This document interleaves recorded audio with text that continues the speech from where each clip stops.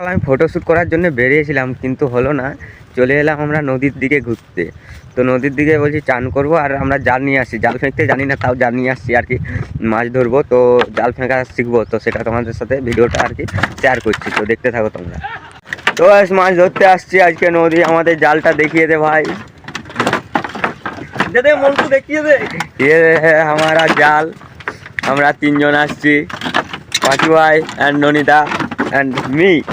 আর এইগুলো কালো কালো কাঠগুলো হচ্ছে কি যে বুঝতে পারছি না, তোমরা যদি জানো কমেন্টে জানাবে, কারণ নদী থেকে মনে হয় বন্যা যখন হয়েছিল তখন ভেসে আসছিল। আর নদীতে যাওয়া মানে জল নিয়ে তো আমি খেলবোই আর একটু পাকামি মারবো, কিছু করার না। আর জাল ফেঁকেছি আমরা, এখন মাগুর মাছটা লাগবে, দেখতে থাকো। এবার মাগুর মাছটা আমাদের উঠবে, একটা মাগুর মাছ যদি লেগে যায় না বাড়ি চলে যাবো সোজা। এই যে জাল উঠিয়েছে, এবার দেখছি মাছ কি কি লাগেছে। একটা চুনা পুঁটি আর ব্যাং লাগেছে, দেখবে এই যে এই দেখো ব্যাং, ব্যাং ধরতে